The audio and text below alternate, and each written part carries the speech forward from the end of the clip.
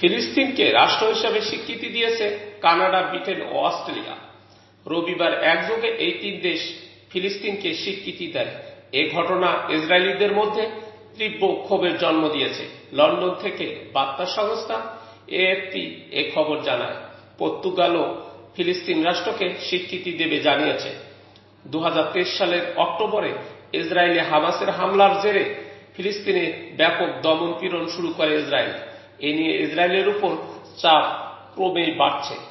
ব্রিটেনের প্রধানমন্ত্রী Keir Starmer সামাজিক যোগাযোগ মাধ্যম এক্সে দেয়া এক বার্তায় বলেন, আজ ফিলিস্তিনি ও ইসরায়েলিদের শান্তির আশায় এবং দ্বিরাষ্ট্রীয় সমাধানের জন্য যুক্তরাজ্য আনুষ্ঠানিকভাবে ফিলিস্তিন রাষ্ট্রকে স্বীকৃতি দিচ্ছে।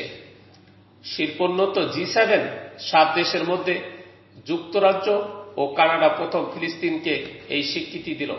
সোমবার নিউ ইয়র্কে শুরু হতে যাওয়া জাতিসংঘ সাধারণ পরিষদের অধিবেশনে ফ্রান্স ও অন্যান্য দেশগুলোর সঙ্গে এ নিয়ে আলোচনার সম্ভাবনা রয়েছে। কানাডার প্রধানমন্ত্রী মার্ক কার্নি এক্স এ দেয়া এক বিবৃতিতে বলেন, আজ থেকে কানাডা ফিলিস্তিন রাষ্ট্রকে স্বীকৃতি দিচ্ছে। একই সঙ্গে ফিলিস্তিন ও ইসরায়েল উভয় রাষ্ট্রের শান্তিপূর্ণ ভবিষ্যৎ গড়ে তোলার প্রতিশ্রুতি পূরণে কাজ করারও প্রস্তাব দেন তিনি।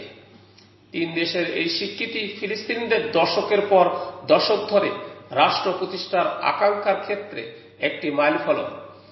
পশ্চিমা বিশ্বের সবচেয়ে শক্তিশালী দেশগুলো দীর্ঘদিন ধরে যুক্তি দিয়ে আসছে যে এটি কেবল ইসরায়েলের সাথে আলোচনার মাধ্যমে শান্তি চুক্তির অংশ হিসেবেই হওয়া উচিত।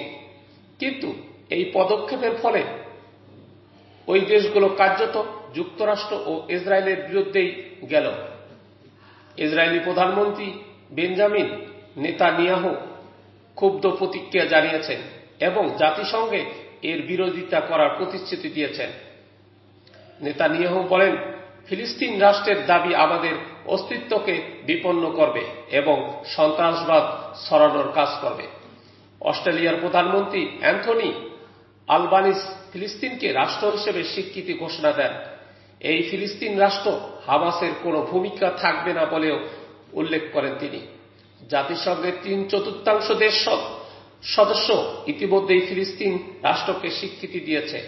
সেখানে 193টির মধ্যে 140টিরও বেশি দেশ এই পদক্ষেপ নিয়েছে।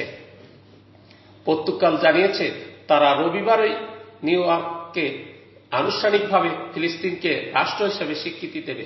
পর্তুগিজ প্রেসিডেন্ট বলেছেন, পর্তুগিজ সরকার যেভাবে সিদ্ধান্ত নিয়েছে, এখন এই পদক্ষেপ নেওয়ার মাধ্যমে আমরা দুটি রাষ্ট্র থাকার সম্ভাবনাকে বাঁচিয়ে রাখছি। বাসস।